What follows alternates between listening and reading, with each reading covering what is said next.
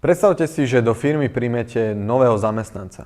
Niekoho, kto pracuje non-stop, 24 hodín denne, nikdy sa neunaví, nepýta si dovolenku a stojí vás zlomok toho, čo bežný človek. A keď potrebujete 10 takých, jednoducho ich viete mať. Znie to ako sci-fi, ale práve o tomto sú AI agenti. A väčšina majiteľov firiem zatiaľ ani netuší, čo sa to práve začalo. Volám sa Gregor, som certifikovaný AI konzultant a majiteľ Fate AI, kde sa zaoberáme implementáciou umelej inteligencie do firiem. A práve AI agentom je venované celé toto video. Je to jeden z najväčších posunov, ktorý sa v oblasti umelej inteligencie udial. Prejdeme si spolu 4 veci. Aký je rozdiel medzi obyčajnou AI automatizáciou a agentom, čo to vlastne AI agent je, ako funguje a z čoho sa skladá. A nakoniec vám ukážem jednu metriku, ktorá vďaka agentom sa stáva úplne novým meradlom úspechu firmy. Berte to ako úvod do témy, ktorý by mal poznať podľa môjho názoru každý majiteľ firmy. Poďme najprv k tomu, prečo to celé riešim. Väčšina firiem za posledný rok sa naučila používať ChatGPT, napíšu doň otázku, dostanú odpoveď a sú s tým spokojní. A to je super, je to prvý krok. Lenže kým sme sa toto všetci učili, technológia sa medzi tým pohla o veľký kus ďalej.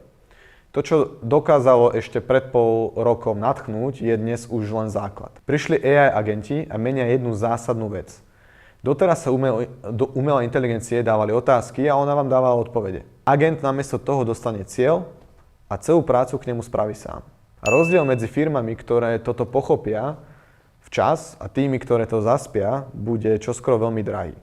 Ale aby sme si dobre rozumeli, čo tým agentom vlastne myslím, musíme si najprv vyčistiť jeden veľký zmätok. Ľudia totižto si často miešajú 3 veci, ktoré sú v skutočnosti 3 úplne rôzne úrovne. Sú to samotná AI automatizácia a AI agent.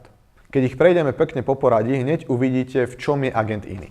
Prvou úrovňou je teda samotná umelá inteligencia, teda modely ako ChatGPT, Gemini alebo Claude. Sú to chatboti, ktorí čakajú na vašu otázku a potom vám na ňu odpovedia.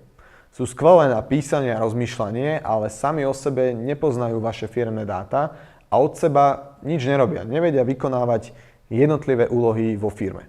Druhou úrovňou je AI automatizácia. Nastáva vtedy, keď umelú inteligenciu prepojíte s ďalšími nástrojmi a necháte ju ísť po vopred danej ceste, ktorú ste jej určili vy. Krok 1, sprav toto, krok 2, sprav tamto. Funguje to skvelé, ale len dovtedy, kým všetko ide podľa plánu. Automatizácia je ako vlak na kolajniciach. Ide rýchlo a spoľahlivo, no dokáže ísť iba tam, kam vedú kolaje. Vo chvíli, keď nastane niečo neočakávané, na čo nebola pripravená, sa jednoducho zasekne. No a tretou úrovňou je teda samotný AI agent. Tu nastáva tá zásadná zmena. Pri automatizácii určujete cestu vy. Pri agentovi zadáte iba cieľ a cestu k nemu si už agent hľadá sám. Sám uvažuje, ktorý postup je najlepší. Sám koná a čo je najdôležitejšie, keď pôvodná cesta zlyhá, agent sa nezasekne, ale nájde si inú. Ukážeme si to na malom príklade. Automatizácia každý deň o 2:00 objedná kuriéra na zvoz vašich zásielok. Lenže jeden deň dopravca ohlási, že nestíha a príde od zajtra. Teda príde až zajtra. Obyčajná automatizácia v tej chvíli zastaví a čaká na členka. Agent namiesto toho pozrie, ktoré zásielky súria najviac, na tie objedná iného dopravcu, zvyšok presunie na zajtra a zákazníkom, ktorých sa posun týka, rovno napíše informačný e-mail. To je presne ten rozdiel. Automatizácia vie ísť po ceste. Agent vie tú cestu za pochodu zmeniť. Dobre, teraz keď vieme, kde agent v tomto celom stojí, poďme sa na ňo pozrieť bližšie.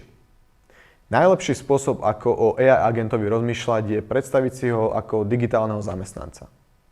Používať obyčajný chatbot je ako sedieť v aute vedľa žiaka v autoškole. Musíte ho celý čas navigovať, opravovať a dávať veľký pozor. Agent je oproti tomu ako najatý vodič. Vy mu poviete, kam chcete ísť, odovzdáte mu kľúče a sadnete si dozadu. On sa už postará o trasu, o zápky, aj o všetky rozhodnutia na ceste.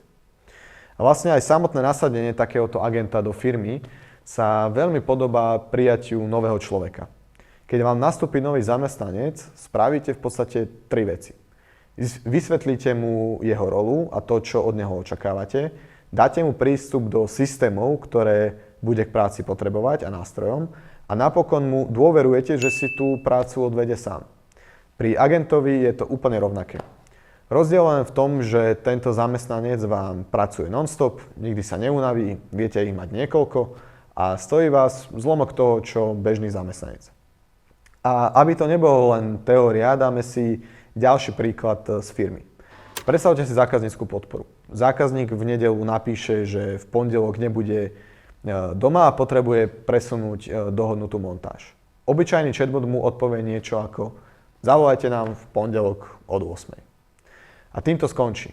Agent v tej istej situácii spraví niečo úplne iné. Pozrie sa do kalendára vašich technikov, ponúkne zákazníkovi 3 voľné termíny, po jeho výbere termín preplánuje, upraví trasu technika a obom pošle potvrdenie. Chatbot vám teda podá informáciu, agent za vás vyrieši celý problém. Poďme sa teraz pozrieť pod kapotu. Ako taký agent vlastne vnútri funguje? Nemusíte byť technický, aby ste to pochopili, lebo je to podobné, ako funguje človek. Každý agent má v podstate 3 veci. Má mozog, má pamäť a má ruky. Tým mozgom je jazykový model, napríklad ChatGPT alebo Claude. To je tá časť, ktorá rozumie pokynom a vie uvažovať.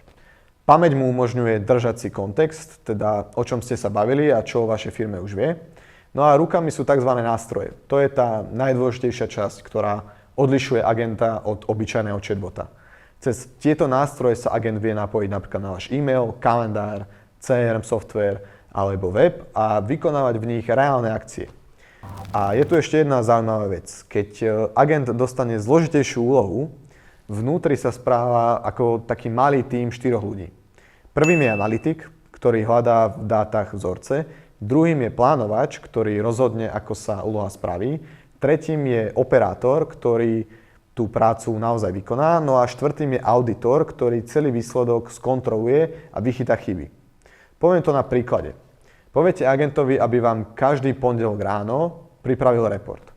Aby prešiel všetky tikety z podpory, poznámky z predaja, spätnú väzbu za minulý týždeň, našiel 3 najväčšie opakujúce sa problémy a poslal vám ich zhrnuté na jednu stranu. Čo sa stane? Analytik prejde všetky tie dáta a nájde v nich vzorce. Plánovač rozhodne, čo je najdôležitejšie a čo do reportu patrí. Operátor to napíše, no a auditor ešte skontroluje, či to dáva zmysel a či niečo nechýba. V pondelok ráno máte report v schránke a vy ste preň nespravili vôbec nič. A to nás privádza k jednej veci, ktorá by mala zaujímať každého majiteľa. K novej metrike, ktorá sa v dobe umelej inteligencie stáva úplne kľúčovou. Je to obrat na jedného zamestnanca. Doteraz to fungovalo tak, že keď firma chcela zvládnuť viac práce, musela nabrať prirodzene viac ľudí. Váš výkon bol napojený na počet hodín, ktoré vaši ľudia odpracovali. Agenti tento vzťah prvýkrát rozpájajú. Zrazu dokážete zvládnuť podstatne viac práce s rovnako veľkým tímom, pretože tú rutinnú prácu za vašich ľudí vedia robiť agenti a presne to sa prejaví na tomto čísle. Keď vezmete váš celkový obrat a vydelíte ho počtom zamestnancov, dostanete obrat na jedného človeka. Ak nasadzujete agentov správne, toto číslo vám začne rásť. A to je dnes jeden z najlepších ukazovateľov, že vaša firma umelú inteligenciu naozaj využíva a nielen o nej hovorí. Na záver mi dovolte ešte jednu dôležitú myšlienku. AI agent je v prvom rade znásobovač. Funguje ako zrkadlo vášho vlastného myslenia. Ak mu zadáte jasný cieľ a viete presne, čo od neho chcete, spraví za vás obrovský kus práce. Ak mu ale dáte vágne a nejasné zadanie, bude robiť chyby rýchlejšie a ešte s väčšou istotou, než by ste to dokázali kedy vy sami. Preto na konci dňa stále platí jedna vec. V dobe, keď samotnú prácu čoraz častejšie zvládne stroj, je najcennejší ten, kto vie jasne zadefinovať, čo je dobrá práca, rozpoznať tú zlú a rozhodnúť, kedy sa spoľahnúť na agenta a kedy na človeka. A presne týmto smerom sa dnešné podnikanie hýbe. AI agenti tu už sú a firmy ich začínajú nasadzovať práve teraz. My na tom u nás vo firme intenzívne pracujeme aj pre našich klientov a ak vás teda táto téma zaujala, mám pre vás 2 veci.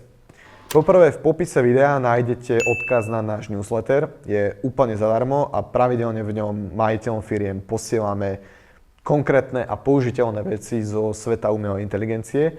Tak sa určite prihláste. No a po druhé, ak už teraz viete, že chcete začať agentov nasadzovať aj u vás vo firme a chceli by ste pritom našu pomoc, odkaz na našu webovú stránku nájdete takisto v popise videa. Takže ja vám ďakujem dnes za váš čas a budem sa tešiť na vás pri ďalšom videu.